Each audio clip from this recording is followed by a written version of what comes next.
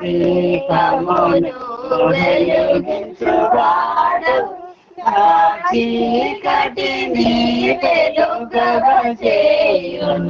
జలరాశుల నుండి బలమైన చేతితో, జలరాశుల నుండి బలమైన చేతితో వెలుపల చేసిన బలమైన దేవుడు, వెలుపల చేసిన బలమైన దేవుడు యెహోవా బలమా. యథార్థమైనది నీ మార్గం, పరిపూర్ణమైనది నీ మార్గం యెహోవా. పౌరుషము గల ప్రభు కోపింపగ, పర్వతములకు నాగులు వణకెను. పౌరుషము గల ప్రభు కోపింపగ, పర్వతములకు నాగులు వణకెను. తన నోట నుండి వచ్చిన అగ్ని, తన నోట నుండి వచ్చిన అగ్ని దహించి వేసే వైరుల నెల్ల, దహించి వేసెను వైరుల నెల్ల.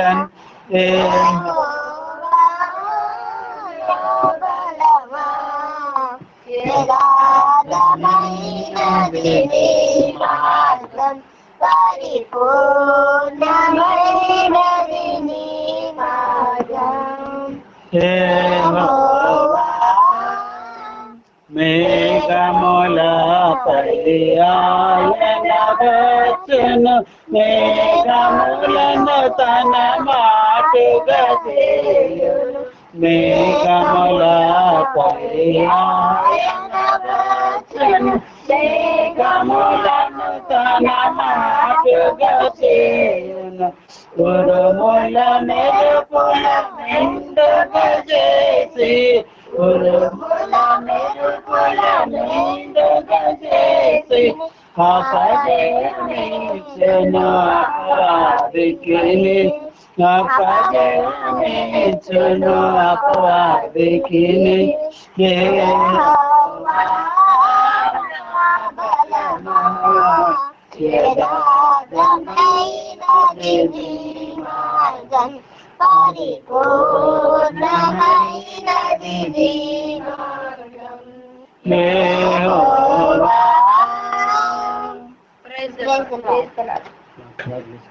పరిశుద్ధుడగు తండ్రి, సర్వోన్నతుడగు మా దేవ, మీకే సమస్త ఘనత మహిమ ప్రభావాలు చెల్లించుకొనిచున్నాం. ప్రభా, ఈ ఉదయం నుంచి ఇంత మమ్మల్ని కాపాడినారు. ప్రతి దశలో, ప్రతి స్థలంలో, ప్రతి పనిలో మీరు మాకు సహాయకులుడి నడిపించినందుకు మీకు ఎంతో కృతజ్ఞతలు అర్పించుకుంటున్నాం. ఈ సాయంత్రం సైనా ప్రభా మిమ్మల్ని స్థితించలాగన ప్రభా, మీరెంతో యథార్థమైన వారు అనేసి మేము జ్ఞాపకం చేయబడుతుంది తండ్రి. మీరెంతో పరిశుద్ధులు ప్రభా, మీరెంతో పరిపూర్ణులు ప్రభా. కాబట్టి తన మళ్ళీ మేము కూడా యథార్థంగా, పరిశుద్ధంగా, పరిపూర్ణంగా తయారు కావాలా సహాయపడమని ప్రార్థిస్తున్నాం. మీ రక్షణ ప్రణాళికలో అంతం వరకు మేము సహించాలా ప్రభా. అనేకమైన తనపల్లి పనులను ఆదరణ తెచ్చేయండి, సమాధానం తెచ్చేయండి, మీ చిత్తానుసారంగా నడిపించమని ప్రార్థిస్తున్నాం. ముఖ్యంగానైనా ఈ సాయంత్రం సమయంలో సన్నిధికి వచ్చినాం ప్రభా. మీ యొక్క కనికరాన్ని మేము పొందాలని ఆశపడుతున్నాం నైనా. కనికరం చూపించండి ప్రభా. హ్యావ్ మర్సీ అపాన్ us ప్రభా. ఏ యోగ్యత లేదు ప్రభా, కానీ మీరు మమ్మల్ని ఎంతగానో ప్రేమించినారు నైనా. Lord have mercy upon us. ఈ క్షణం తనిమల్ మీ యొక్క కృప మాకు అవసరం, కనికరం మాకు అవసరం నైనా. మా శరీరాలను స్వస్థపరచమని ప్రార్థిస్తున్నాం. I rebuke every demonic spirit in the mighty name of Jesus the Christ. Depart from this group. You will never walk here. Prabha, let your fire flow down through everybody's lives. Prabha, ప్రతి శరీరంలోని అవయవానికి మీ యొక్క అగ్నిని తనిమల్లి తాకించమని ప్రార్థిస్తున్నాం. అపవిత్రమైన పెదలు గల వాళ్ళం ప్రభావ, మీ యొక్క అగ్ని చేత మళ్ళీ మీ యొక్క మా నాలుకలని ముట్టండి, మమ్మల్ని పరిశుద్ధపరచమని ప్రార్థిస్తున్నాం. ముఖ్యంగా ప్రభావ మా శరీరంలో ప్రతి అవయవాలని స్వస్థపరచమని ప్రార్థిస్తున్నాం. మీ అగ్ని ఎదుట ఏవి నిలబడలేవు ప్రభా. ఎటువంటి వైరస్లు, ఎటువంటి బ్యాక్టీరియాలు, ఎటువంటి డిసీజెస్, దాని అప్లికేషన్స్ ఉండలేవు ప్రభా. అవన్నీ కాలిపోవాల్సిందే ప్రభా. మమ్మల్ని అగ్ని చేత శుద్ధీకరించమని ప్రార్థిస్తున్నాం. మా అగ్ని చేత తనమల్ని శోధించమని ప్రార్థిస్తున్నాం. Lord scourges, Lord purify Lord, purges Lord in Jesus precious name. ప్రభువా మాతో మాట్లాడండి నైనా, మమ్మల్ని బలపరచండి ప్రభువా. ఎంతో నిస్సాయత, ఎంతగానో నిస్పృహలో మేము ఉంటుండగా మీరే మాకు ఆదరణ, మీరే తనిమలు మాకు, మా కొండ, మా కోట, మా దాగు చోటు మీరేనైనా, మా దుర్గము మీరే ప్రభావ. మేము ఇంకెక్కడికి వెళ్ళలేం ప్రభావ. అందరు ఎక్కడికో వెళ్ళిపోతున్నారు అంటున్నారు, కానీ మేము ఎక్కడికి వెళ్ళలేం, సమస్తం మీలో ఉంది నైనా. కాబట్టి ఈ సాయంత్రం సమయంగా మరోసారి మాకు ఆదరణ దయచండి, బలపరచండి, సమాధానపరచండి ప్రభువా. ప్రతి క్షణం మీ మీద కేంద్రీకరించుకొని మేము ముందుకు పోవాలా. అటువంటి జీవితాన్ని మాకు అందరికి అనుగ్రహించమని యేసు క్రీస్తు పరిశుద్ధ నామమున ప్రార్థించుతున్నాం తండ్రి, ఆమేన్. అనేక పర్యాయాలు మనము ప్రార్థన అన్న అంశంని జ్ఞాపకం చేసుకుంటున్నాం, ఎందుకంటే ఎంతో ప్రాముఖ్యమైనది క్రైస్తవ జీవితంలో ప్రార్థన. ఆయన మోషతో అంటున్నాడు, ఎంతగా నువ్వు మొరపెడతావు, అన్ని నీకు బయలుపరిచినను, అన్ని నీకు ఇచ్చేసినాను, అధికారం ఇచ్చినాను, నడిపించడం కొరకు నీ చేతికి దండం ఇచ్చిన, అంటే అథారిటీ ఇచ్చిన, అయినా కానీ నువ్వు ఇంకా ఎందుకు మొరపెడుతున్నావు. కానీ మోషేకి తెలుసు, మొర పెట్టకుండా ముందుకు పోలే మనిషి, మొర పెట్టడము ఆర్తనాదములు అనేది. అయితే ఒక వాక్యం నాకు ఎందుకో జ్ఞాపకానికి వస్తా ఉంటే, ఇది యెషయా గ్రంథం అనుకుంటా. యెషయా గ్రంథము 58వ అధ్యాయంలో ఒక విషయాన్ని భక్తుడు, ప్రవక్త మనకి జ్ఞాపకం చేస్తున్నాడు. యెషయా గ్రంథము 58వ అధ్యాయం. కొన్నిసార్లు ఈ వాక్యాలు మనము మెకానికల్ గా ఏదో రొటీన్ లైఫ్ లో ధ్యానించుకొని పోతుంటాము, రోజు ఒక 3 అధ్యాయాలని. యెషయా గ్రంథము 58వ అధ్యాయంలో ఒక విషయాన్ని మనం ధ్యానిస్తున్నాము. యెషయా గ్రంథము 58వ అధ్యాయము. మన ప్రార్థన జీవితం ఎట్లా ఉందనేది ఈ వచనము కొంచెం డిస్టర్బింగ్ గా ఉండే నాకు. మొదటి వచనం చూడండి, తాళక బూర ఊదినట్లు ఎలిగెత్తి బిగ్గరగా కేకలు వేయము, వారు చేసిన తిరుగుబాటును నా జనులకు తెలియజేయము, యాకోబు ఇంటి వారికి వారి పాపములను తెలియజేయము. సరే, ఇది మటుకు మనకి ఏం చూపిస్తుందంటే, పాత నిబంధన కాలంలో, పాత నిబంధన పత్రికలలో యాకోబు అన్నప్పుడు ఇశ్రాయేల్ ప్రజలలోని గుంపని తెలుసు మనకి. ఇశ్రాయేల్ ప్రజలు 2గా విభజింపబడినాక దక్షిణ భాగము, ఉత్తర దిక్కున అని మనకు తెలుసు. కాబట్టి యాకోబు ఇంటి వారికి వారి పాపంను తెలియజేయము అంటే ఇది సెకండ్ లేయర్ గాస్పుల్ అంటాం దీన్ని. అంటే మొదటి సువార్తనేమో అన్యులకు, రెండవ సువార్త లోపలున్న వారికి. ఎందుకంటే వారు వారి పిలుపును, వారి ఏర్పాటును నిశ్చయము చేసుకోలేని స్థితిలో ఉన్నారు. అందుకు మనం చూస్తూ ఉంటాం హెబ్రీయులకు రాసిన పత్రికలో ఒక విషయాన్ని, ఎప్పుడు మీలో ఏశావు వంటి భ్రష్టుడు ఎవడన్నా ఉంటాడేమో మిమ్మల్ని మీరు జాగ్రత్తగా చూసుకోండి అంటాడు. ఎందుకు? ఒక కూటి కొరకు తన జ్యేష్ఠతపు హక్కును అమ్ముకున్న ఏశావు వంటి భ్రష్టుడు మీలో ఎవరైనా ఉంటారేమో చూసుకోండి అన్నాడు. అంటే అర్థం ఏంటంటే, పౌలు బహు జాగ్రత్తగా ఆ ప్రవచనాన్ని జ్ఞాపకం చేస్తున్నాడు. ఏంటంటే ఎండ్ టైమ్స్ లో యాకోబు ఏశావుగా మారుతాడు, ఏశావు యాకోబుగా మారుతాడు. మొదటి వారు కడపటి వారు అగుదురు, కడపటి వారు మొదటి వారు అగుదురు. ఓల్డ్ టెస్ట్మెంట్ ఏమో మొదటి వారు కడపటి వారు అంటారు, న్యూ టెస్ట్మెంట్కి వచ్చేటప్పటికి కడపటి వారు మొదటి వారు అవుతారు అంటాడు. మరీ డిస్టర్బింగ్ అన్నట్టు ఆ వాక్యం. అందుకే మనల్ని మనం ప్రతిరోజు పరిశీలించుకుంటుండాలా. ముఖ్యంగా ఈ సెక్యులర్ లైఫ్ లో, ఈ లోకాతీతమైన జీవితంలో వేషధారణ క్రైస్తవ జీవితంలో మరీ అధికంగా అయిపోయింది అన్నట్టు. అయితే ఇక్కడ ఒక విషయాన్ని జ్ఞాపకం చేస్తుంది, ఏంటంటే నీ ప్రార్థన ఎట్లుండాలి. మెయిన్ పాయింట్ హెచ్చరిక ఏంటంటే, నీ ప్రార్థన ఎట్లుండాలంటే బూర ఊదినట్లుండాలంటే, ఎలుగెత్తి కేకలు వేస్తూ ఆర్తనాదాలు చేస్తాం. మొర అంటే అర్థం కాదు, మొర అంటేనే గంభీరమైన అంతరంగంలో నుంచి, నీ కడుపులో నుంచి, గొంతులో నుంచి అది పెద్ద శబ్దంతో వస్తుందట. అటువంటి ప్రార్థనకి దేవుడు ఖచ్చితంగా స్పందిస్తాడు అంటున్నాడు. ఎందుకంటే పొరవంక చెప్తాడు, నీ ప్రార్థన ఎట్లా ఉండాలంటే బూర ఊదినట్లు ఉండాలంట, లైక్ అ ట్రంపెట్. నిజంగా అట్లా చేస్తామా మన ప్రార్థన? పుస్ ఉంటాయి మన ప్రార్థన కదా. కాబట్టి ఇక్కడ ఒక పాయింట్ హెచ్చరిస్తుంది, ఏంటంటే మన ప్రార్థన జీవితంలో మార్పులు రావాలా.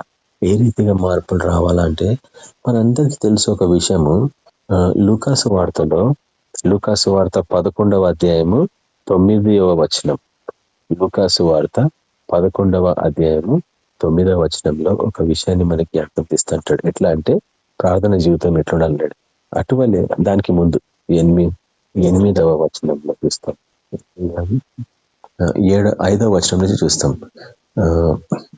ఉపమాన రీతిగా మనకు ఆ విషయాన్ని జ్ఞాపకం చేస్తున్నాడు. ఏమనంటే, మరియు ఆయన వారితో ఇట్లా, నేను మీలో ఎవరికైనా ఒక స్నేహితుడుండగా అతడు అర్ధరాత్రి వేళ ఆ స్నేహితుని యుద్ధకు వెళ్ళి, స్నేహితుడా నాకు 3 రొట్టెలు బదిలివ్వు, నా స్నేహితుడు ప్రయాణం చేయొచ్చు మార్గంలో నా యొద్దకు వచ్చి ఉన్నాడు, అతనికి పెట్టుటకు నా యొద్ద ఏమీ లేదని అతనికి చెప్పినలా అతడు లోపలనే ఉండి నన్ను తొందర పెట్టవద్దు, తలుపు వేసినది, నా చిన్నపిల్లలు నాతో కూడా పండుకొని ఉన్నారు, నేను లేచి ఇయ్యవలనని చెప్పున. అతడు తన స్నేహితుడైనందున లేచి ఇయ్యకపోయినను అతడు సిగ్గుమాలి మాటికి అడుగుట వలన ఆయనను లేచి అతనికి కావలసినవన్నీ ఇచ్చును అని మీతో చెప్పుచున్నాను. అంటే ఈ ఉపమానంలో ఏమి హెచ్చరిస్తుందంటే తండ్రి మన ప్రభువు, నీ ప్రార్థన స్థిరమైన ప్రార్థన ఉండాలా. స్థిరత్వం లేని ప్రార్థనలు మనవి అంటాం చాలా సార్లు కదా. కొన్నిసార్లు నా జ్ఞాపకం నేను ఆల్మోస్ట్ 20 years నుంచి ఒక అంశం గురించి ప్రార్థిస్తున్నా, ఈ రోజు వరకు నాకు జవాబు రాలే అనేసి కూడా విడిచిపెట్టలే. నాకు తెలుసు ఇవి 20 years ప్రేయర్స్, అవన్నీ అక్కడ జమ అయినాయి. ప్రకటన గ్రంథంలో ఒకసారి నేను చూపించిన దేవదూతలు భూమి మీదకి దిగొస్తున్నారు, దిగొచ్చి దేవుని బిడ్డలు, దేవుని భక్తుల ప్రార్థనలన్నిటినీ పాత్రలలో నింపుకొని పరలోకానికి తీసుకెళ్తున్నారంట. ఒకసారి కళ్ళు మూసుకొని చూడొచ్చు మనం ఆ దర్శనం. ఊహించండి ఎట్లా ఉంటుంది ఆ దర్శనం. అమేజింగ్ దర్శనం కదా. దేవదూతలు మనకి పరిచారకులు, అంటే మన ప్రార్థనలను కూడా వాళ్ళు పాత్రలలో నింపుకొని తీసుకొని పోతున్నారు. అంటే నీ ప్రార్థన కూడా ఒక స్పిరిట్ అన్నట్టు, నీ నోట్ల నుంచి వచ్చేది కూడా జీవం అన్నట్టు. అయితే ఈ స్థిరమైన ప్రార్థన, లేక ఇంగ్లీష్ లో మనం కన్సిస్టెంట్ అంటాం కదా, కన్సిస్టెంట్ ప్రేయర్స్ కొన్ని విషయాలు చేస్తూనే ఉంటాం. అందుకని ఆ లూకాసు వార్తలు ఇప్పుడు మనం చూస్తున్న విధానంలో 11వ అధ్యాయంలో 9వ వచనం చూడండి. ఆ స్నేహితుని ఇంటికి పోయి మాటికి అని ఉంది కదా అక్కడ. మాటికి అడుగుట అనేది ఒక సీక్రెట్ రిలీజ్ చేసింది మన ప్రభు అక్కడ వాక్యంలో. అయితే 9వ వచనంకి వచ్చేటప్పటికి ఈ మాటికి అనేది మరి విశేషంగా జ్ఞాపకం చేస్తుంది చూడండి. అటువలే మీరును అడుగుడి మీకు ఇయ్యబడును, వెదుకుడి మీకు దొరుకును, తట్టుడి మీకు తీయబడును. అడుగు ప్రతివానికి ఇయ్యబడును, వెదుకు వానికి దొరుకును, తట్టు వానికి తీయబడునని మీతో చెప్పుచున్నాను. మీలో తండ్రి అయిన వాడు తన కుమారుడు చేపను అడిగితే చేపకు ప్రతిగా పామునిచ్చిన, గుడ్డును అడిగితే తేలునిచ్చిన. కాబట్టి మీరు చెడ్డవారయుండి మీ పిల్లలకు మంచి ఈవులనియ్య ఎరిగి ఉండగా పరలోకమందున్న మీ తండ్రి తన అడుగు వారికి పరిశుద్ధాత్మను ఎంతో నిశ్చయంగా అనుగ్రహించును. ఇది ఎన్ని సంవత్సరాల నుంచి మనం ధ్యానిస్తా ఉన్నాం కానీ ఎప్పుడు కూడా గ్రహించలేదు ఏంటంటే నువ్వు అడిగేది దేనికి సంబంధించిందని. మాటికి అడగాల్సింది అక్కడ ఆహారం గురించి మాట్లాడుతున్నాడు, ఎక్కడ రొట్టెల గురించి మాట్లాడుతున్నాడు. కానీ ఇక్కడ మటుకు ఈ ఉపమానంలో చేరిపించినప్పటికీ మన ప్రభు ఆత్మీయ స్థితిలో తీసుకెళ్ళిపోయాడు మనల్ని. ఏంటంటే నువ్వు మాటికి అడగాల్సింది పరిశుధాత్మ గురించి అంట. 13వ వచనంలో పరలోకమందు మీ తండ్రి తను అడుగు వారికి పరిశుధాత్మను ఎంతో నిశ్చయంగా అనుగ్రహించును. అయితే మనం అడగం కాబట్టి మనకు పరిశుధాత్మ రాదు.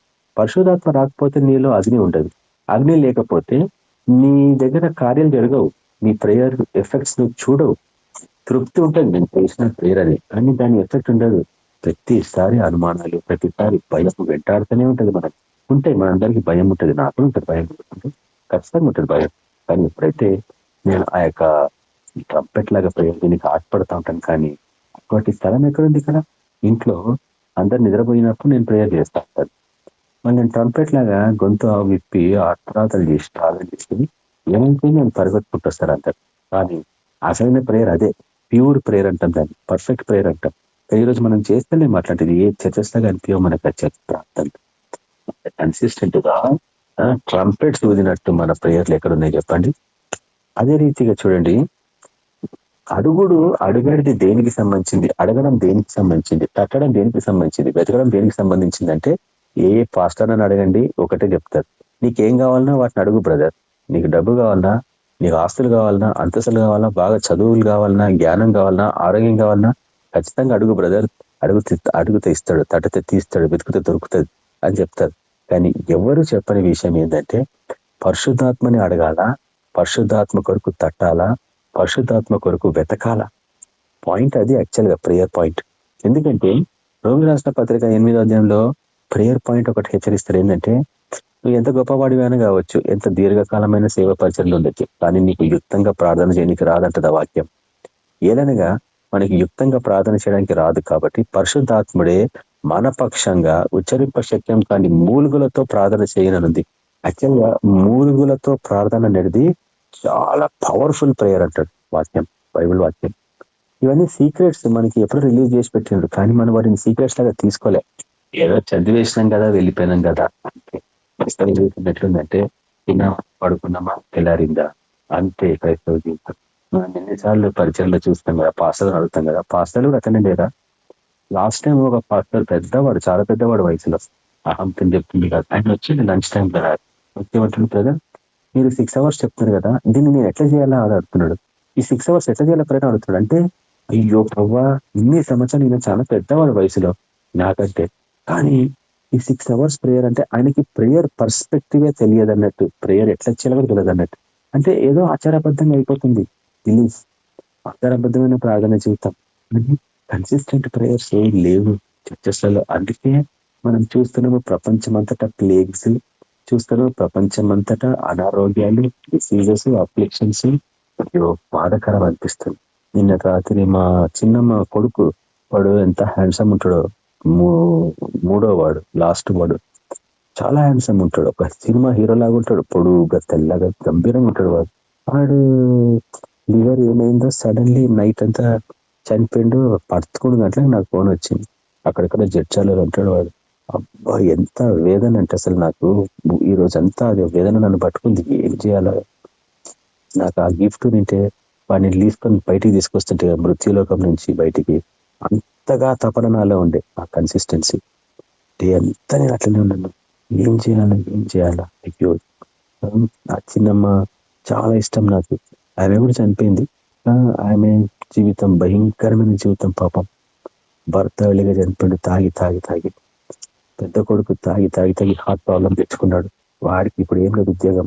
ఆ కోడలు ఎంతగానో బాధపడుతుంటుంది, అప్పుడప్పుడు ఫోన్స్ చేస్తాడు నాకు సపోర్ట్. 2వ వాడు తాగి చచ్చిపోయినాడు. 3వ వాడు మంచి హ్యాండ్సమ్ ఉంటాడు, మంచి భక్తి పరుడు వాడు, వాడికి ఏ అలవాట్లు లేవు, మంచి పెళ్లి చేసుకుంటే 2 ఆడపిల్లలు. వాడు నైట్లో చనిపోయిందంటే మొత్తం డిస్టర్బింగ్ ఉన్నాడు. నేను అడిగిన ప్రభావ, ఎందుకు ప్రభావ ఇట్లా చేస్తుంది, ఎందుకు ఇట్లా జరుగుతున్నాయి అంటే, ప్రార్థన జీవితము సంబంధించి క్రైస్తవ జీవితంలో నీ త్రాగుడి మీద నీకు విజయం పొందలేని స్థితిలో ఉంటే నువ్వు ఓడిపోయిన జీవితం అన్నట్టే కదా.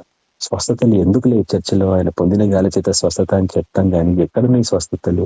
తప్పు లేదు, డాక్టర్ దగ్గర పోవడము, టెస్టులు చేయించుకోవడము, మెడిసిన్స్ తీసుకోవడం తప్పు అసలే లేదు. ఎందుకంటే వాళ్ళని కూడా పుట్టించింది దేవుడే, ఆ జ్ఞానం ఇచ్చింది కూడా దేవుడే, ఆ నాగే లేకుండా ఏమి రాదు. కానీ వీటన్నిటిని మనము ఎందుకు మన సొంత ప్రార్థన జీవితంలో ఎదుర్కోలేకపోతున్నాం? ఈ ఫైర్ లేదు మన దగ్గర. పరిశుద్ధాత్ముడు అంటే దేవుని అగ్ని కదా, ఆయన దహించే అగ్ని 4 వలె విభజింపబడి ప్రతి ఒక్కరిని అభిషేకించిన ఆ అగ్ని ఈరోజు ఎందుకు మనుషులు ఆహ్వానించలేకపోతారంటే, వాళ్ళ లోకాతీతమైన వాటిని అడుగుతున్నారు ప్రార్థనలో. పర్సిస్టెంటే, మళ్ళా నాకు కారు కావాలా, ఊరు కావాలా, ఆస్తులు కావాలా, అంతా శరీర వ్యామోహాలకు సంబంధించిన ప్రేయర్ లైఫ్ అయిపోయింది. కానీ హోలీ స్పిరిట్ గురించి మాటికి సిగ్గుమాలి అడుగుతున్నామా? ఆ వాక్యం దానికి సంబంధించిందే. చాలా మంది దాన్ని రాంగ్ గా ఇంటర్ప్రిట్ చేస్తారు ఇన్ని సంవత్సరాలు. ముఖ్యంగా ఎందుకు దాన్ని రాంగ్ గా ఇంటర్ప్రిట్ చేసిందని అడిగిన ప్రభావం సార్, ప్రభావ ఎందుకు మన అందరు ఇట్లా ప్రవర్తిస్తున్నారు, నాకు ఇట్లా కళ్ళకి కనిపిస్తుంది, మన వాళ్ళకి ఎందుకు అట్లా కళ్ళకి కనిపిస్తుంది అంటే, ఒకటి ప్యారలల్ వాక్యం చెప్పించిండు మత్తయి సువార్తలో. ఇదే వాక్యం ఉంటుంది చూడండి ఒకసారి, మత్తయి సువార్తలో. కాబట్టి ప్రార్థన అనే అంశం గురించి ధ్యానిస్తా ఉన్నాము. మొదటిదిగా ఈ ప్రార్థన జీవితం ఏ రీతిగా ఉండాలనేది, తర్వాత కన్సిస్టెంట్ ప్రేయర్ లేక తెలుగులో ఏమంటాము స్థిరమైన ప్రార్థన గురించి మనం ధ్యానించినాము. ఒక స్నేహితునికి సంబంధించిన విషయాలు మనకు తెలుసు, లూకాసు వార్తలో మనం చూస్తాం. తర్వాత లూకాసు వార్త 11వ అధ్యాయము 9-10 వర్షాల గురించి మనం ధ్యానిస్తా ఉన్నాము. అడగాల్సింది దేనికి సంబంధించింది, వెదకాల్సింది దేని గురించి, తట్టాల్సింది దేని గురించి. కాబట్టి ఆ స్థిరమైన ప్రార్థన బహు ప్రాముఖ్యమైన క్రైస్తవ జీవితంలో అనేది ప్రభు మనకి జ్ఞాపకం చేస్తుండు. అదేవిధంగా ఆ స్థిరమైన ప్రార్థన, నిరంతరం ఉండే ప్రార్థన అనేది కూడా అదే అధ్యాయంలో మనకు చూపించిండు. 5వ వచనము 5-8 వచనాలలో ఒక స్నేహితునికి సంబంధించింది. అతని ఇంటి దగ్గరికి పోయి నాకు 3 రొట్టెలు ఇవ్వమని అడుగుతున్నాడు కదా. సిగ్గుమాలి మాటికి అడగడం అన్న విషయం గురించి మనం ధ్యానిస్తున్నాం. అప్పుడే కట్ అయిపోయింది. అయితే మాటికి అనేది అంటే అది ఎంత ప్రాముఖ్యమైంది అనేది జ్ఞాపకం చేయబడుతుంది. కానీ ఇవి ఈ ప్రకృతి సహజమైన వాటి విషయమైన ప్రార్థన కానే కాదు అని మన ప్రభు బహు కఠినంగా అక్కడ జ్ఞాపకం చేసిండు. అందుకే లూకాసు వార్తలో నేను కొన్ని జాగ్రత్తగా గమనిస్తూ ఉంటాను. ఏంటంటే సువార్తలలో 2 సువార్తలు యూదా మతం నుంచి బయటికి వచ్చిన శిష్యులకు సంబంధించింది కదా, మత్తయి, యోహాను. కానీ మార్కు మరియు లూకా వీరు అన్యుల నుంచి బయటకు వచ్చిన వారు. వీళ్ళు గ్రీక్స్ అన్నట్టు, వాళ్ళు గ్రీసు దేశస్తులు ఇద్దరు. కాబట్టి మార్కు సువార్తలో కొన్ని విశేషమైన రహస్యాలని ప్రభు మనకి భద్రపరిచిండు. అదే రీతిగా లూకాసు వార్తలు కూడా. అసలు లూకాసు వార్త ధ్యానించకపోయింటే ఈరోజు ఆ విషయాలు నాకు అర్థం కాకపోయి. మత్తయి సువార్తలో చూసిన వాక్యానికి లూకాసు వార్తలో చూసిన వాక్యానికి ఎంత డిఫరెన్స్ ఉందంటే, శ్రేష్టమైన ఈవి అంటే ఏందో అడుగుడి తట్టుడి వెదుగుడి అన్న విషయం గురించి మాట్లాడుతున్నప్పుడు, చెడ్డవారండి మీరు మీ పిల్లలకి ఎంత మంచి ఈవులను ఇవ్వాలనుకుంటే పర్లకుండా మన తండ్రి మరీ విశేషంగా ఎంతో మంచి ఈవులను మనకు అనుగ్రహించునంటే, ఈవులంటే గిఫ్ట్స్ అన్నాం మనం. మంచి గిఫ్ట్ ఈ లోకంలో మనకు తెలుసు, రక్షింపబడ్డ వారికి, అన్యులకి. అంటే రక్షణ లేని వారికి మంచి గిఫ్ట్ రక్షణనే. రక్షింపబడినందుకు నీకు ఆయన ఏమంటాము, ఒక కంగ్రాచులేషన్స్ లాగా వందనాలు చెప్తూ అప్రిషియేషన్ చేస్తూ నీకు ఒక బహుమానం ఇస్తాంటుండే. అదే పరిశుద్ధాత్మ అభిషేకం అని చెప్తుండే ఇక్కడ ఈ వాక్యంలో. కాబట్టి ఒకవేళ ఆ డౌట్ఫుల్ లాగా ఉంటే మనం ఏం చేయాలంటే, ప్రభు నాకు కావాలి ఇది, నేను పరిశుద్ధాత్మ గురించి అడుగుతున్నాను ఈరోజు. ఈ వాక్యం అది హెచ్చరించింది. ఇంతకాలం నాకు చదువుల గురించి, ఇంతకాలం నేను డబ్బుల గురించి, ఇంతకాలం ఆస్తుల గురించి, ఇంత పిల్లల గురించి, కుటుంబం గురించి, ఈ శరీరానుసారమైన విషయాల గురించి, లోకాతీతమైన విషయాల గురించి నేను అడిగినాను. కానీ ప్రభువా నాకు కావాల్సింది పరిశుద్ధాత్మనైనా. లేక ఒక్క క్షణం కూడా బ్రతకలేను. పరిశుద్ధాత్ముడు లేకుండా నేను ఒక్క క్షణం బ్రతకలేను. నాకు ఆదరణ కావాలా ఈ లోకంలో. నా శరీరంలో ఆదరణ లేదు ఈ దినం. నా శరీరంలో స్వస్థత లేదు. నా హృదయంలో ఎక్కలేని వేదన ఉంది ప్రభు. ఈరోజు నాకు సమాధానం కావాలా, నాకు ఆదరణ కావాలా, మంచి ఆలోచనలు కావాలా ప్రభు. అయోమయ స్థితిలో ఉన్నాను ఆయన. నాకు నీ నడిపింపు కావాలా ప్రభు. పరిశుద్ధాత్ముడు లేకుండా ఒక్క క్షణము.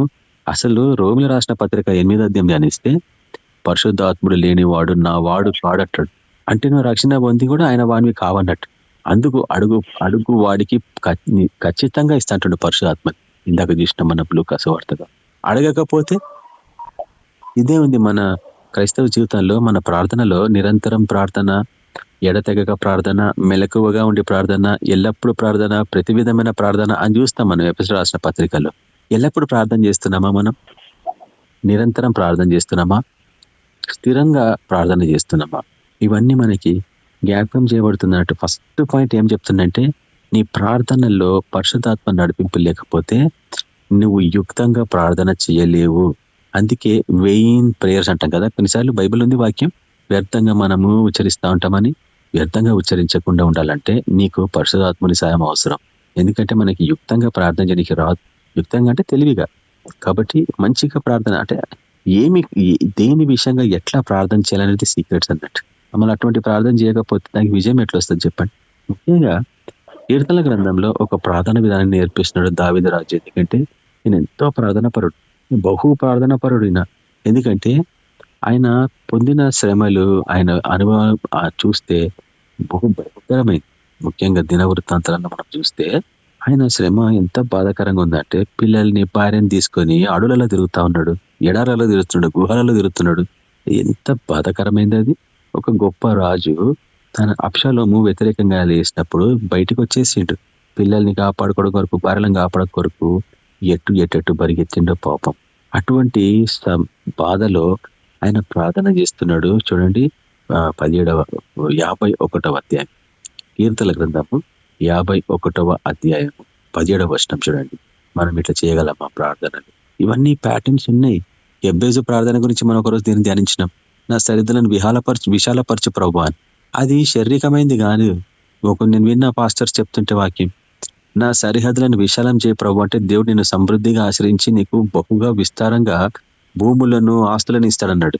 ఈ ఆత్మీయమైన ప్రార్థన అని మర్చిపోయారు ఎబ్బేజు ప్రార్థన. ఎందుకంటే ఎబ్బేజుకి ఎటువంటి ఆధారం లేదన్నట్టు, యాన్సెస్ట్రల్ సపోర్ట్ లేదానికి. అందుకని అట్లా ప్రార్థన చేస్తుండు. ఆయన నా సరిహద్దులు విశాలపరచు ప్రభు అని. కానీ ఆత్మీయ స్థితులను నువ్వు అర్థం చేసుకుంటే నీ ఆత్మీయ సరిహద్దు ఏంది చెప్పండి? ఆత్మలో నువ్వు విశాలత పొందుకొని ఉన్నావా? నిన్న దినం ఎవరితోనో మాట్లాడుతున్నా. ఆదాముకి ఇచ్చిన వాగ్దానం ఏం తెలుసా? మీరు సమస్త సృష్టిని ఏలండి, భూమిని, ఆకాశ పక్షులని సముద్రంలో జీవరాశులను, చేపలను వాటన్నిటిని లోపరుచుకోండి అన్నాడు. నేను ఈ ఉదయం అదే ఆలోచిస్తున్నా. అదే ప్రకృతి సహజంగా నేను సముద్రంలో చేపలన్నీ లోపరుచుకుంటే నాకు ఏమర్థం ఉంది? దాని నుంచి వచ్చే లాభం ఏంది? నాకు జమ చేసి పెట్టుకోవాలి. చేపలు ఇంటికి తీసుకొచ్చి ఎన్ని నింపుకుంటాను? భూ జంతువులను అన్నిటినీ లోపరుచుకోండి అంటే ఏం చేయాలి? లోపరుచుకోండి. ఆకాశ పక్షులు అన్నిటిని లోపరుచుకోండి అన్నాడు. ఏం చేయాలి? లోపరుచుకోండి. నేను ఇవన్నీ మన తండ్రి ఎప్పుడో ఆత్మీయ స్థితిలో వీటిని భద్రపరిచిండు. అంటే అనేకమైన ప్రపంచాలున్నాయి, వాటన్నిటి మీద నీకు అధికారం ఇచ్చిండు. నీ సరిహద్దు అది. దాన్ని విశాలపరచుకోవాలా నువ్వు. ప్రతి జీవరాశి మీద నువ్వు అధికారం పొందాలా. అప్పుడే నీ పరిచర్య విశేషంగా ముందుకు వెళ్తా ఉంటుంది. కాబట్టి ఇక్కడ చూడండి ఆయన ప్రార్థన ఎట్లుంది. 51వ అధ్యాయము 17వ వచనంలో, విరిగిన మనసే దేవునికి ఇష్టమైన బలులు. దేవా, విరిగి నలిగిన హృదయం నీవు అలక్ష్యం చేయవు. నీ కటాక్షము చొప్పున సియోనుకు మేలు చేయము. యెరూషలేము యొక్క గోడలను కట్టించుము. అప్పుడు నీతియుక్తములైన బలులను, దహన బలులను, సర్వాంగ హోమములను నీకు అంగీకృతము లగును. అప్పుడు జనులు నీ బలిపీఠం కోడలను అర్పించెదరు. ఆయన ఎందుకంటే ఆయన బలిని కోరువాడు కావుడు. ఆయన కోరేది ఏముంది? 15వ వచనంలో, ప్రవ్వా, నా నోరు నీ స్తుతిని ప్రచురపరచునట్లు నా పెదవులను తెరువుము. లేకపోతే తెరుచుకోవు పెదవులు. నాకు తెలుసు 5 నిమిషాలే ప్రేయర్, 10 నిమిషాలే ప్రేయర్. మనమేమో స్టాండర్డ్ ప్యాటర్న్ పెట్టినాం. నువ్వు పాస్టర్ అయితే, సేవకుని అయితే 6 hours ప్రేయర్లో కూర్చోవాలా. లేకపోతే నిన్ను ఎవరు కాపాడలేరు. దేవుడు కూడా కాపాడాడు. ఎందుకంటే పాస్టర్ల మీదనే అటాక్స్ జరుగుతాయి, సైతాన్ అటాక్స్. ఇంకటి మనమే కదా, సేవకులమే కదా వాడి రాజ్యానికి విరుద్ధం, వాడి రాజ్యంలోనికి దూరి వాడి శత్రువు ఆ యొక్క గవిని స్వాధీనపరచుకునేది సేవ జీవితం అనేది, కాంప్రమైజ్ కాకుండా. అవి మర్చిపోయి ఇంకేమేమో చేసేస్తున్నాం ఈ లోకంలో. మనం అన్నీ సమర్థించుకుంటాం కదా మనం. కాబట్టి ఇక్కడ ఏది ప్రాముఖ్యమైన ప్రార్థన అంటే, ఇంగ్లీష్లో చాలా బాగుంది. My sacrifice O God is a broken spirit, a broken and contrite heart you God will not despise. కాబట్టి ఇది నీ సీక్రెట్ నేర్చుకుని ఏంటంటే, నువ్వు ఎంతగా విరుగుతావో, ఎంత విరిగి నలిగిన వాడవైతావో అంతగా ఆయనకి సన్నిహితంగా ఉండగలవు అన్నట్టు. ఎందుకంటే మన ప్రభు అట్లనే ఉండే కదా, విరిగి నలిగిన వాడు కదా ఆయన ఈ లోకంలో. ఒకసారి నేను చూపించిన రాత్రి అంతా ప్రార్థనలు ఉన్నాడు, శిష్యులు మంచి పండుకున్నారు. ఉదయం అంతా పరిచయం చేస్తున్నాడు, దయ్యాలు వెలగొడుతున్నాడు, రోగులను స్వస్థపరుస్తున్నాడు, పరలోకమైన ఉపమానాలు ఎన్నెన్నో ప్రకటిస్తా ఉన్నాడు. కానీ ఎప్పుడు నిద్రపోయింది ఆయన? శరీరం అలసిపోతుంది కదా శరీరం, దాని విధానం అంటాం కదా. కానీ ఆత్మీయ ప్రపంచంలో అడుగు పెడితే నువ్వు ఎన్ని గంటలైనా ప్రార్థన ఉండగలవు, నిద్ర రానేరా. రాత్రి నువ్వు 1 గంట 2 గంటల వరకు ప్రార్థనలు ఉండు, మళ్ళీ తెల్లవారి 5 గంటలు లేచిపోతా ఉంటావు. డే అంతా నువ్వు ఆవలించవు. ఎందుకంటే నువ్వు ఆ యొక్క ఆత్మీయ ప్రపంచంలో అడుగుపెట్టినాక ఈ శరీరానికి ఏమీ బలహీనతలు ఉండవు అన్నట్టు. ఎందుకంటే ఆత్మీయ ప్రపంచం నిజమైంది, ఇది నీడ అని చెప్తాడు కదా పౌలు. ఈ లోకం అంతా నీడనే, నీ శరీరం కూడా నీడనే. నీ నిజ స్వరూపము పరలోకంలో ఉంది. అందుకే నీ నిజ స్వరూపాన్ని అక్కడ పోయి చూసుకోమంటాడు పౌలు. ఎఫెసీయుల రాష్ట్ర పత్రికలు అయితే మనం చూసుకున్నామని కూడా చెప్తాడు అక్కడ. కాబట్టి త్యాగపూరితమైన ప్రార్థన బహు ప్రాముఖ్యమైంది ఈ వాక్యం ప్రకారంగా. కన్సిస్టెంట్ ప్రార్థన, నిరంతరము, ఎడతెగక స్థిరమైన ప్రార్థన, తర్వాత త్యాగపూరితమైన ప్రార్థన. ఇప్పుడు ఒక వాక్యాన్ని చూపించేస్తే కొంతసేపటికి మనం ఎఫెసీయులకు రాసిన పత్రిక 6వ అధ్యాయంలో ఒక ప్రార్థన విధానాన్ని నేర్పిస్తుండే మన తండ్రి. ఇది చాలా ప్రాముఖ్యమైనది క్రైస్తవ జీవితంలో. ఎఫెసీయులకు రాసిన పత్రిక 6వ అధ్యాయం నా ఫేవరెట్ పత్రిక ఇది. ఎఫెసీయులకు రాసిన పత్రిక 6వ అధ్యాయంలో 18వ వచనం ఒకసారి చూడండి. అక్కడ ఏం చెప్పబడిందంటే, ఆత్మ వలన ప్రతి సమయమందును, ఇప్పుడు బాగా ఇంకా మరీ పర్టికులర్గా చెప్తాను చూడండి, ఆత్మ వలన ప్రతి సమయమందును ప్రతి విధమైన ప్రార్థనను, ప్రతి సమయము వర్క్ ప్లేస్లో కూడా ప్రేయర్ చేసుకుంటాను నేను. లంచ్ టైంలో ప్రేయర్ చేసుకుంటాను, మార్నింగ్ ఆఫీస్ బాగానే ప్రేయర్ చేస్తాను. ముందు దుష్టశక్తులను బంధిస్తాను, ఎందుకంటే ఎక్కడ పోయినా అవన్నీ ఉంటాయి, రెడీగా కాంచి ఉంటాయి. ఆత్మలోనే నువ్వు చూడగలవు వాటిని, నీ కళ్ళకి కనిపించవు. ఎంటర్ కాగానే స్టార్టింగ్లోనే ఉంటాయి అవి అక్కడ. వాటిని అక్కడ బంధించాలా. ప్రవ్వా, ఈ స్థలానికి నీ సమాధానం ఈ దినం అనుగ్రహించు ప్రవ్వా, యేసుక్రీస్తు నామమున ఆమేన్ అని చెప్పి లోపల అడుగు పెడతాం. అక్కడి నుంచి పోయిన ప్రతి ఎక్కడెక్కడ టర్నింగ్స్ ఉంటాయి అక్కడంతా ఆ స్పిరిట్స్ కనిపిస్తూ ఉంటాయి, వాటన్నిటి బంధిస్తాం. ఒక్కసారి ఆయన సమాధానం అక్కడ రాగానే ఎటువంటి అలజడి, ఎటువంటి తుఫాన్లు ఉండవు. దాని తర్వాత నువ్వు నీ పని నువ్వు ముగించుకుంటావు పీస్ఫుల్గా, సక్సెస్ఫుల్గా. కాబట్టి ఇక్కడ ఒక విషయం చెప్తుంది ఏంటంటే, నీ ప్రార్థనలో పరిశుద్ధాత్మ నడిపింపు లేకపోతే వేస్ట్ ప్రార్థన అంటుంది ఇక్కడ వాక్యం. చూడండి మరోసారి 18వ వచనం. ఆత్మ వలన నీ ప్రార్థనలో దేవుని యొక్క ఆత్మ నడిపింపు ఉండాలి. నేను అందుకే ప్రేయర్ చేయకముందు ఎర్లీ మార్నింగ్ అరౌండ్ 5:30 అట్లా లేస్తాను. లేచి ఒక 6:30 1 hour, హాలిడే అయితే 1.5 hour 2 hours కంటిన్యూస్గా ప్రేయర్లు ఉంటాయి పొద్దున పూట. మళ్ళీ సాయంత్రం ఒక 1.5 hour ప్రేయర్లు ఉంటాం. అయితే మార్నింగ్ లేచినప్పుడు పడి గాఢమైన నిద్ర నుంచి లేస్తున్నాం కదా, అసలు ఉండదు కాన్సన్ట్రేషన్. మెంటల్లీ ప్రిపేర్ కావాలి ప్రేయర్కి. అందుకే జస్ట్ పాట పాడుకుంటా హల్లెలూయా హల్లెలూయా అనుకుంటా కొంత మైండ్ని ప్రిపేర్ చేసుకుంటా, నేను నా బాడీని ప్రిపేర్ చేసుకుంటా. ఎందుకంటే అది మళ్ళీ స్వచ్ఛపడుతుంటుంది నిద్రకి రావడం. ఆ టైంలో నిద్ర వస్తుంది. ప్రేయర్ అంటేనే నిద్ర వస్తుంది చాలా మందికి. కాబట్టి ఆత్మ వలన ప్రతి సమయమందును అన్నారు. ఈ సీక్రెట్ మనం నేర్చుకోవాలా. ఎప్పుడైనా ప్రేయర్లో ఉండాలా. చాలా మంది తెలియకపోవచ్చు. మనం ట్రావెలింగ్ చేస్తుంటే నేను ప్రేయర్లోనే ఉంటా, కంట్లో మోసుకొనే ఉంటా ప్రేయర్లో. నాకు తెలుసు ఏ కోణం నుంచన్నా వాడు కొడతాడు మనల్ని. మెయిన్ ఏంటంటే వాడు నీకు మత్తు కలిగిస్తాడు. నువ్వు నిద్రపోతావు, ప్రేయర్ చేయవన్నట్టు. ప్రేయర్ చేయకపోతే మటుకు హెవెన్స్ ఓపెన్ కావు, నో డౌట్. కాబట్టి ఆత్మ వలన ప్రతి సమయమందును ప్రతి విధమైన ప్రార్థనను విజ్ఞాపనను చేయొచ్చు ఆ విషయమై సమస్త పరిశుద్ధుల నిమిత్తమును పూర్ణమైన పట్టుదలతో. ప్రేయర్ అంటే ఎట్లా ఉండాలని చెప్తుండు. పూర్ణమైన పట్టుదల ఉండాలంటే ప్రేయర్లో. దాన్ని ఇంగ్లీష్లో శ్రద్ధ గల ప్రార్థన, తెలుగులో శ్రద్ధ గల ప్రార్థన అంటాం, ఇంగ్లీష్లో డెలిజెంట్ ప్రేయర్స్ అంటాం మనం. Pray in the spirit on all occasions అన్నాడు. ఈ స్పిరిట్ లేకుండా ప్రేయర్ ఎట్లా చేస్తాం చెప్పండి. Intelligent prayer. అవి మనుషులు ఆకట్టుకుంటే పదాలు వస్తూ ఉంటాయి, దేవుణ్ణి ఆకట్టుకుంటే పదాలు రావు. కాబట్టి అక్కడ ఏమంటుందంటే ముఖ్యంగా చూడండి, ప్రతి సమయమందును అని చేయగలమా? ప్రతి చిన్నదానికి ప్రార్థన చేయగలమా? కష్టం వస్తేనే ప్రార్థన చేస్తామా? ఎవరి గురించి ప్రార్థించాలంటే చూడండి, సమస్త పరిశుద్ధుల నిమిత్తమును పూర్ణమైన పట్టుదలతో విజ్ఞాపన చేయొచ్చు మెలకువగా ఉండుడి. మెలకువ అంటే నిద్రకి ఆపోజిట్ కదా. ప్రతి క్షణం మెలకువగా ఉండగలమా చెప్పండి. ప్రార్థనలు మనకి బహు ప్రాముఖ్యము. యథార్థమైన ప్రార్థనలు బహు ప్రాముఖ్యం. సత్యంతో ప్రార్థించాలా అంటాడు కదా దావీదు రాజు. ఆత్మీయ ప్రార్థన మన బలహీనతలను గమనించి పరిశుద్ధాత్ముడు మనకి ఏ రీతిగా సాయం చేస్తూ ఉంటాడు నేర్పిస్తుండే యాక్చువల్గా ప్రార్థన. రోమిల రాష్ట్ర పత్రిక 8వ అధ్యాయం 26వ వచనం నుంచి చూస్తాం. చివరికి వాక్యాన్ని క్లోజ్ చేస్తున్నాను. ఫిలిప్పీయులకు రాసిన పత్రిక 4వ అధ్యాయంలో, ఫిలిప్పీయులకు రాసిన పత్రిక చూడండి, ఫిలిప్పీయులకు రాసిన పత్రిక 4వ అధ్యాయం 8వ వచనం. మెట్టుకు సహోదరులారా, ఏ యోగ్యత అయినను మెప్పైనను ఉండినలా, ఏవి సత్యమైనవో, ఏవి మాన్యమైనవో, ఏవి న్యాయమైనవో, ఏవి పవిత్రమైనవో, ఏవి రమ్యమైనవో, ఏవి ఖ్యాతి గలవో వాటి మీద ధ్యాస ఉంచుకొనుడి. కాబట్టి ప్రతి విధమైన ప్రార్థన అని ఇందాక ధ్యానిస్తున్నాం కదా. అంటే ఇక్కడ ఏం చెప్తుందంటే ప్రతి విధమైన ప్రార్థన దేని విషయంగా ఉండాలా? భూ సంబంధమైన వాటి మీద ఉండాలనా? ఈ వాక్యం ఏం చెప్తుందంట, ఏవి రైట్, ఏవి ప్యూర్, ఏవి లవ్లీ, ఏవి అడ్మైరబుల్, ఏది ఎక్సలెంట్, ఏది ప్రైజ్ వర్ది అని ఇంగ్లీష్లో ఉంది. తెలుగులో మటుకు ఏవి సత్యమైనవో, ఏవి మాన్యమైనవో, ఏవి న్యాయమైనవో, ఏవి పవిత్రమైనవో, ఏవి రమ్యమైనవో, ఏవి ఖ్యాతి గలవో వాటి మీదనే ధ్యాస ఉంచుకోవాలంట. కాబట్టి చెప్పండి, ఇది దేనికి సంబంధించింది? ఈ లోకంలో మటుకు ఏది రమ్యమైనది లేదు మనకు తెలుసు. ఈ లోకంలో ఏది న్యాయమైనది తెలుసు. ఎక్కడ చూసినా అన్యాయమే.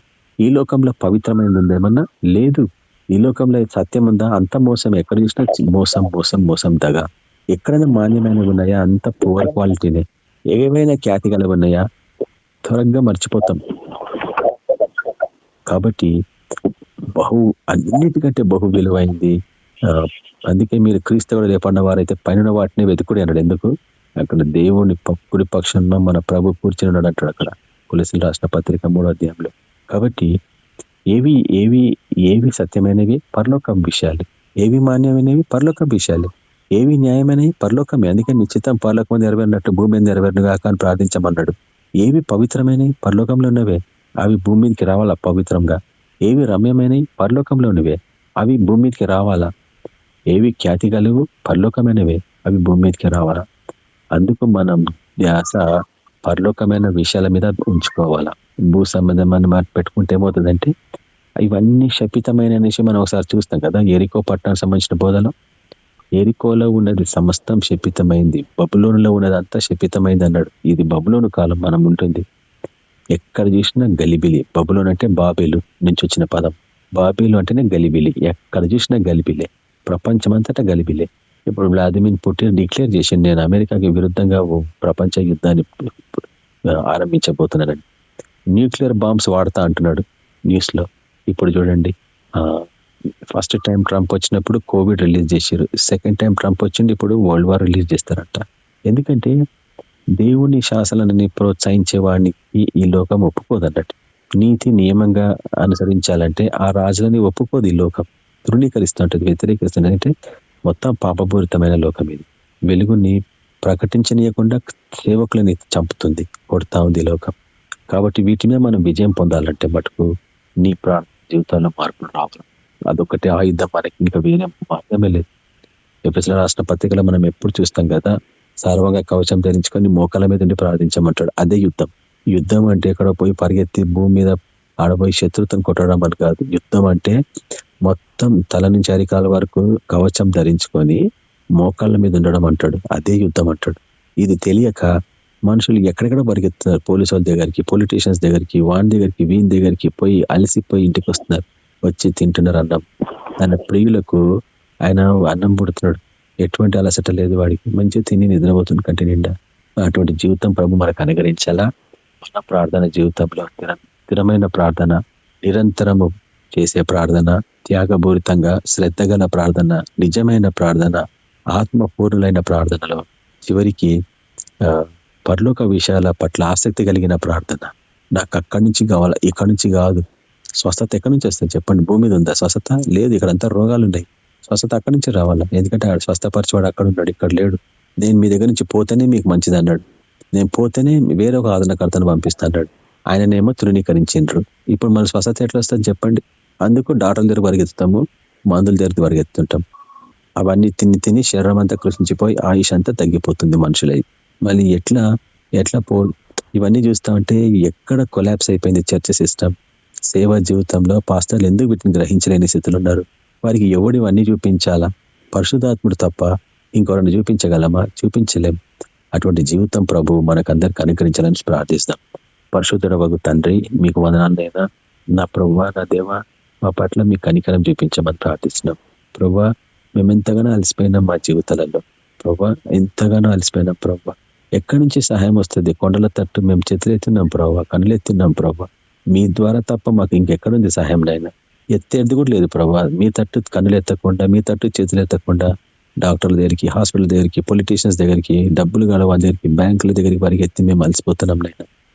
మనుషులు ఆశ్రయించడం కంటే యెహోవాను ఆశ్రయించడం మేలని వాక్యం సెలవిచ్చింది. కానీ మేము దాన్ని వ్యతిరేకించినాం ప్రభా. కనికరించండి, మమ్మల్ని క్షమించండి నాయనా. ప్రభువా, మాకు ఇంకొక అవకాశం ఇవ్వండి ప్రభా. ఈసారి పరిశుద్ధాత్మ కొరకు మేము అడుగుతాం నాయనా. పరిశుద్ధాత్మ కొరికే తడుతాం ప్రభా. పరిశుద్ధాత్మ కొరికే మేము వెతుకుతాం ప్రభా. ఎందుకంటే పరిశుద్ధాత్మ లేకుండా నా వారు కారని మీరు అన్నారు నాయనా. దేవుని కుమారులందరూ పరిశుద్ధాత్మ చేత నడిపింపబడిరి అన్నది రోమీయులకు రాసిన పత్రిక 8వ అధ్యాయంలో ప్రభా. నైనా మాకు మీ యొక్క పరిశుద్ధాత్మ అనుగ్రహించింది అయినా. మేము ఒక్క క్షణం కూడా బ్రతకలేం ప్రభా పరిశుద్ధాత్మ లేకుండా. Holy spirit leaders, anointers in this time. We need your presence. We need your guidance. Comfort us in this tough times we are living. పరిశుద్ధాత్మ దేవ, మమ్మల్ని అందరినీ నూతనంగా అభిషేకించండి. మీ కృపావరాలు మాకు అనుగ్రహించండి. లేకుండా మేము యుద్ధం చేయలేం. సంఘ క్షేమం కొరకు మేము ప్రయాసపడలేం. అంతా వృధా అయిపోతుంది ప్రభు. అంత ధన వ్యామోహంతో నిండిపోయి అపవిత్రమైపోయి కృషించిపోతుంది, కుళ్ళిపోతున్న జీవితం నైనా సహాయపడమని ప్రార్థిస్తున్నాం. శ్రేష్టమైనవి, రమ్యమైనవి, మాన్యమైనవి, పరలోకం సంబంధమైనవి వాటి కొరకు మేము ప్రార్థిస్తున్నాం. ఈ క్షణం అనుగ్రహించమని ప్రార్థిస్తున్నాం.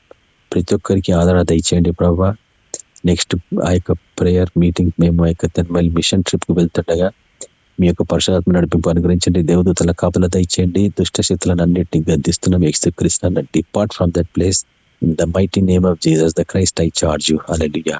ప్రభా, ప్రతి అనారోగ్యాన్ని ఇది నాకు గద్దిస్తున్నాం. ప్రతి అలర్జీస్ ని గద్దిస్తున్నాం. ప్రతి ఆ యొక్క తన్మలి డాక్టర్లకు అంతుపట్టిన రోగాలు ప్రభావ వాటన్నిటిని గద్దిస్తున్నాం. విడిచిపెట్టి వెళ్ళండి. యేసుక్రీస్తు నీకు ఆజ్ఞాపిస్తున్నా ప్రభా. ప్రతి ఒక్కరిని స్వస్థపరచండి. మంచి ఫిజికల్ ఫిట్నెస్, మెంటల్ ఫిట్నెస్ దయచేయండి ప్రభా. మా కుటుంబాల చుట్టూ అగ్ని కంచి పెట్టమని ప్రార్థిస్తున్నాం. పాస్టర్ గారి గురించి ప్రార్థిస్తున్నాం తండ్రి. తన కుటుంబం గురించి ప్రార్థిస్తున్నాం నైనా. కుటుంబం చుట్టూ అగ్ని కంచి పెట్టండి. వారు అక్కడ ఆ యొక్క తన్మలి ప్రోగ్రామ్ ఆర్గనైజ్ చేస్తున్నారు ప్రభా. ఓ ప్రభా, ఆ కుటుంబానికి కావాల్సిన మేలు దయచేయమని ప్రార్థిస్తున్నాం. ఓ ప్రభా, ఆ బిడ్డలందరినీ ఆశ్రయించండి. మంచి ఆరోగ్యం దయచేయండి. వారు చేసిన ప్రతి పనిలో ఘన విజయం అనుగ్రహించండి. మమ్మల్ని అందరినీ మీ కొరకు సాక్షార్థంగా నిలబెట్టమని, మీరు అక్కడ సిద్ధపరచుకోమని యేసు క్రీస్తు పరిశుద్ధ నామమున ప్రార్థించుచున్నాం తండ్రి. ఆమేన్. తండ్రి నాకు ఇచ్చిన సమయం బట్టి ఎంతో వందనాలు, స్థుతులు చెల్లిస్తూ తండ్రి నేను మామూలు తీసుకొచ్చిన లేకుండా భాగాలు బట్టి ఎంతో వందనాలు. ఎటువంటి ప్రార్థన జీవితం మేము కలిగి ఉండాలను ప్రభావ మాకు వచ్చిన దాన్ని బట్టి వందనాలు తండ్రి. నేను ఏ ఖ్యాతి కలిగినయో తండ్రి శ్రేష్టమైన మేము అడగటం మాకు నేర్పించండి, సహాయం చేయండి. పరలోక విషయంలో తండ్రి నేను ఇటు ఆసక్తి కలిగిన జీవితం, ఆసక్తి కలిగిన ప్రార్థన నాకు మాకు నేర్పించమని ప్రార్థిస్తున్నాం. పరిశుద్ధాత్మ కోసం ప్రభావ గోదావరి సంపాదించుకొని గోదావరి తండ్రి పరిశుద్ధాత్మ నడిపింపు, పరిశుద్ధాత్మ నింపుదల అయ్యా తండ్రి. నేను ప్రతి పరిచర్లు, ప్రతి జీవితంలో, ప్రతి అనుక్షణం మా జీవితం దినవంతయు తండ్రి నీ ఆత్మతో నింపబడిన ఒక స్థితిని మాకు దయచేయమని ఇటు ప్రార్థన మాకు నేర్పించండి, సహాయం చేయండి ప్రభావ. ఇటు గోదావరి సంపాదించుకునే తండ్రి నేను కానీ నీ సన్నిధిని మా జీవితంలో, నా జీవితంలో, వ్యక్తిగత జీవితంలో సంపాదించుకొని నడిపించుకునేందుకు సహాయం చేయమని ప్రార్థిస్తున్నట్టు చూపించండి. ఈ రీతిగా తండ్రి ఆశలు బట్టి వాడుకునే విధానం బట్టి ఇంకో వందనాలు, స్థితులు తెలుస్తున్నాం ప్రభావ. కుటుంబాన్ని జ్ఞాపకం చేసుకోండి, బిడ్డలు జ్ఞాపకం చేసుకోమని ప్రార్థిస్తున్నాం ప్రభావ. నీ ఉన్నత ఉద్దేశం నెరవేర్చి మహిమ పొందని రాసుడు తండ్రి ఉద్యోగం కావాల్సిన విసులుబాటు దయచేయండి, కృప చూపించమని ప్రార్థిస్తున్నాం, సహాయం చేయండి తండ్రి. నీ దాసుడు నదానిలు బట్టి వందనాలు తండ్రి. కుటుంబం బట్టి, బిడ్డలు బట్టి, సంఘం బట్టి, పరిచయలు బట్టి వందనాలు తెలుస్తున్నాను. దాసుని దీవించి ఆశించి తండ్రి మహిమా నిమిత్తం వాడుకొని మహిమ పొందమని ప్రార్థిస్తున్నాం. భాస్కర్ బట్టి వందనాలు, కుటుంబం బట్టి వందనాలు, బిడ్డలు బట్టి వందనాలు తండ్రి. కుమార్ దూరంగా ఉన్నాడు ప్రభా, సోను బట్టి ప్రార్థిస్తున్నాం ప్రభా. సుదర్శన్ జ్ఞాపకం చేసుకున్న ఆంటీ అంకుల్కి మంచి ఆరోగ్యం దయచేయమని కోరుకుంటున్నాం. ఈ సెలవుల అనారోగ్యం కాక సెలవుల ప్రతి బలహీనతలు మీరు తాకమని ప్రార్థిస్తున్నాం, సహాయం చేయండి ప్రభా. తండ్రి అయినా చక్రవర్తి కోసం ప్రార్థిస్తున్నాము తండ్రి. అయినా ప్రభా మంచి ఆరోగ్యం దయచేయండి, నీ కృప చూపించండి ప్రభా. ఉద్యోగంలో కావాల్సిన విసులుబాటు దయచేయండి, నీ సహాయం దయచేయండి ప్రభా. ఎలాంటి తొందర లేకుండా కృప దయచేయమని ప్రార్థిస్తున్నాం. మాధురి జ్ఞాపకం చేసుకోండి, కుటుంబాన్ని తండ్రి సంతానంతో జీవించి ఆశించమని ప్రార్థిస్తున్నాం ప్రభా. ఆ రీతిగా తండ్రి ఆయన శైలజ కోసము, భర్త, పిల్లల కోసం ప్రార్థిస్తున్నాం, తల్లి కోసం ప్రార్థిస్తున్నాం అయ్యా తండ్రి. రవి కోసం ప్రార్థిస్తున్నాం, కుమారులిద్దరు తండ్రి కాడిమోషి వారుగా చేయండి ప్రభా. తండ్రి కుటుంబాన్ని జ్ఞాపకం చేసుకుని పరిచయ జ్ఞాపకం నిరాశలకు ఇచ్చిన తలాంతులు గొప్పగా వాడుకుని మహిమ పొందమని ప్రార్థిస్తున్నాం, సహాయం చేయమని కోరుకుంటున్నాం ప్రభా. విజయ్ కోసం ప్రార్థిస్తున్నాం, బిడ్డ జ్ఞాపకం చేసుకోండి ఇప్పుడు మంచి ఆరోగ్యం తెచ్చండి, కృప చూపించండి. మౌనిక కోసం ప్రార్థిస్తున్నాం, బిడ్డకు మంచి ఆరోగ్యం తెచ్చండి, స్వస్థత ఇచ్చేయండి ప్రభు. మంచి సన్నిధానం కావాల్సిన